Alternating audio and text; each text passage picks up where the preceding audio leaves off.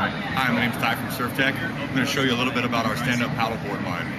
Currently we're doing 4 models right now. We do a 12.1, 11.6, 11-footer, and a 10.0. They come in 3 different technologies, all with the same waterproof core that Surftech is pretty much exclusively created with Randy French's kind of vision and dream from the windsurf days, basically.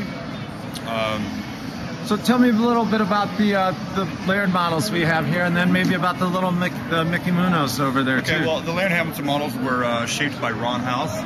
Ron House has basically been Laird Hamilton's shaper for stand-up paddles for quite some years. He's done the English Channel crossing on them. He's kind of reinvented the sport. Started back in the days in Waikiki in the late 50s. Some of the Beach Boys were using it to kind of see the waves coming and to kind of help their clients and outlines and stuff like that. He kind of brought it back, Laird did, and we kind of teamed up with him and his shaper, and we've kind of reproduced his boards basically in our Tough Light technology, which is a lot lighter of a board. I mean, especially these things at 12.1, it helps to have these boards be, 26, 27 pounds. Yeah. Tell me a little bit about the design characteristics of the Laird board, and is it just good for waves, or can you take it on the lake or the bay? Basically, the board was designed for surfing waves, but the 12.1 is a very large board, so a lot of people, it's hard for them to maneuver them in waves.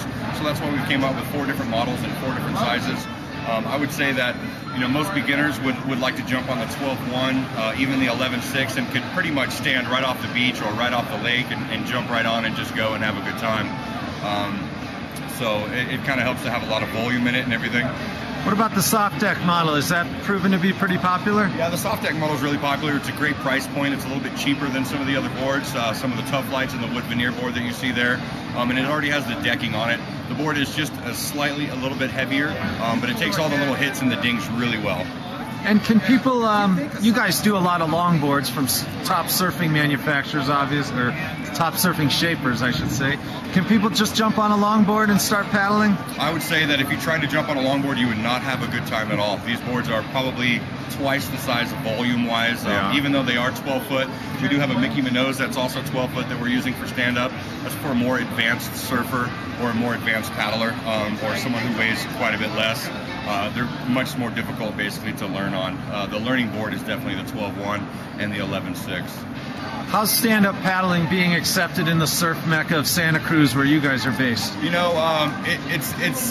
kind of, it's not really being accepted. Basically stand-up paddling, you want to go, you're on a large board, you want to go where there's not a lot of people. That's kind of the benefit of stand-up paddling. You can paddle in at a break somewhere and you can paddle down a mile, 2 miles down and surf the waves all in between instead of standing in one certain zone, getting people angry at you, because you catch the wave much earlier than even the longboard guys do. So you're not prowling outside at steamers picking off the set waves? No, there's some guys who actually do it. Bill Romanowski is probably the only guy who could probably do that at Steamers Lane.